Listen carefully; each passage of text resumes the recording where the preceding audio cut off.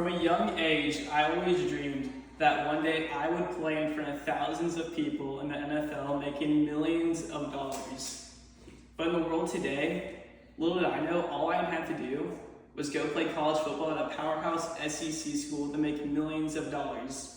Sadly, I stopped growing at 5'10", so I had to throw those dreams out the window. You see, for the longest time, student athletes weren't allowed to make money off their name, image, and likeness, which is called NIL. You see, for the longest time, they weren't allowed to go out and make money off of what these mainstream companies were doing. They were selling jerseys off of the players' backs and making money off of them and not giving a single dime to the players. For the longest time, this wasn't really an issue, but in 2012, Johnny Manziel, the Heisman winner, had the bone to pick with the NCAA. Adidas was making millions of dollars just from the name on the back of the jersey, and his iconic number 2, his iconic celebration, Money Manziel. And Johnny Manziel naturally had the bone to pick with the NCAA. So he went on strike and eventually got to the point where college football athletes were allowed to make money from brand deals, which is still called NIL. You see, these 18 to 21-year-olds are going to colleges making millions. In an article written by Fox Sports, from the time Arch Manning stepped on campus at Texas, he was already making $3.8 million. Now, I'm not saying that's a bad thing. If somebody offered me $3.8 million, I'm taking it. But naturally, that's going to change the way these students live. They're not worried about their dorm. They're not worried about their meal swipes. They're simply living out with the money that has been given to them. And naturally, I would do the same thing. But also, how is NIL changing the transfer portal? You see, athletes were committing to these schools to play there for the next 3 to 4 years.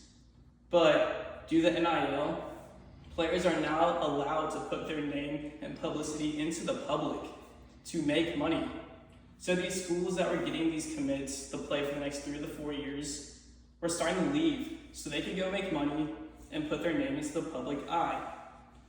Also, they weren't there for the reason that they're supposed to be a student athlete. You see, every single Saturday, students pack the stadiums in hopes of seeing their college win a national championship. But due to NIL, these small schools can't compete with big names anymore.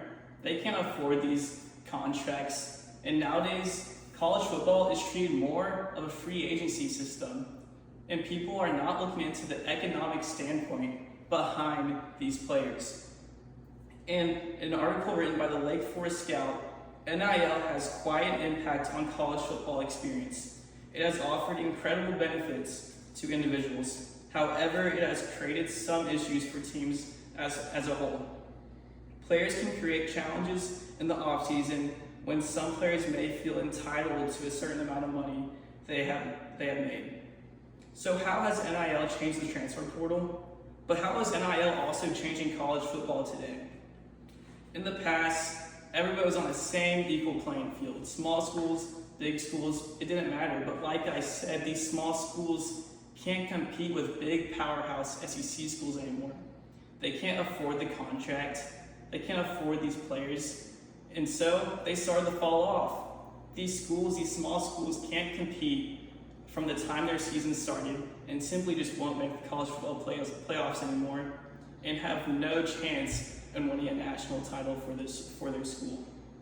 You see, like I said, these small schools now have no chance to compete for because they're profiting off these 18 to 21-year-olds, making millions of dollars. But like I said, it's not inherently bad. Personally, like I said, if somebody offers me that money, I'm taking it. I'm leaving. In an article written by American Public University, NIL recruiting battles for student athletes may increasingly hinge on the potential for NIL earnings, shifting focus from athletic development and academic fit to financial benefits. Schools with smaller athletic programs may not have the means to even afford these big-time contracts. You see, when the topic NIL comes up, it's tricky.